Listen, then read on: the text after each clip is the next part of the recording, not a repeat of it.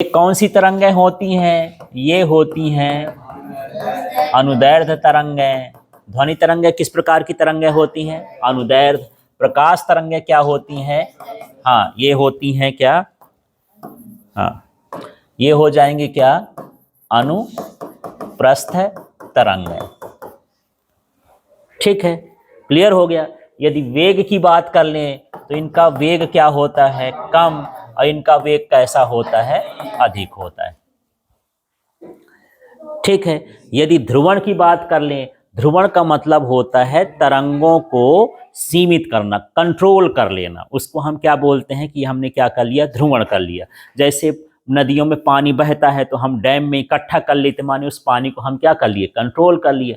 अब बाढ़ आ जाए, डैम में फूट जाए तो कुछ भी कर लो, अनकंट्रोल हो जाएगा ना। कंट्रोल नहीं कि पानी रुक जाए, आपके बोलने से नहीं होगा। कोई चीज लगाओगे तो बह जाएगा, आप को भगाना पड़ेगा।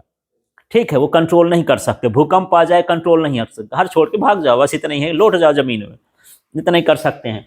तो बस यहाँ पर है, तो तरंगों का भी क्या होता है? कंट्रोल और अनकंट्रोल होता है। तो जिन तरंगों को हम कंट्रोल कर सकते हैं उसको हम बोलेंगे कि ये ध्रुवित कर सकते हैं, और जिसको नहीं कंट्रोल कर सकते हैं उसको हम बोलेंगे कि ध्रुवित नहीं किया जा सकता। तो यहाँ पर इसको ध्रुवित नहीं किया जा सकता।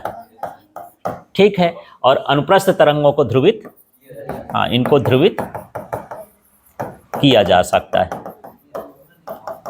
ठीक है, और ये ध्वनि तरंगें जो होती हैं ये यांत्रिक तरंगें हैं।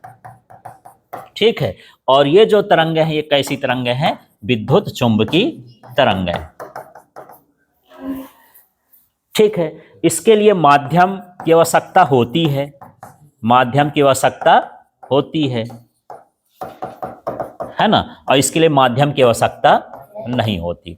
माध्यम में जड़त्व का गुण होना चाहिए, इसमें माध्यम की आवश्यकता नहीं होती। एक पॉइंट और बढ़ाएंगे, यहाँ पर क्या होना चाहिए? माध्यम में जड़त्व का गुण होना चाहिए। ठीक है, तो चलो फिर से बात कर लेते हैं। वैसे जो यांत्रिक तरंग और विद्युत चुंबकीय तरंग में अंतर लिखे वो सारे इसमें भी आ जाते हैं।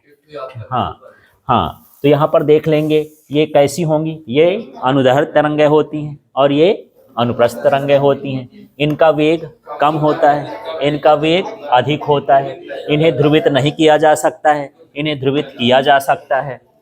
ये यांत्रिक तरंगें होती हैं, ये विद्युत चुंबकीय तरंगें होती हैं। हाँ, इसके गमन के लिए या चलने के लिए माध्यम की आवश्यकता होती है, और इसके लिए माध्यम की आवश्यकता नहीं होती। इसमें माध्यम में जड़त्व का गुण होना चाहिए, इसमें माध्यम की आवश्यकता ही नहीं होती। दोनों में वही पॉइंट हो जाएगा। ठीक है, ऐसे इस तरह, हाँ वही है, जड़त्व या प्रत्यास्था का गुण होना चाहिए, दोनों चीज मिला के। ठीक है।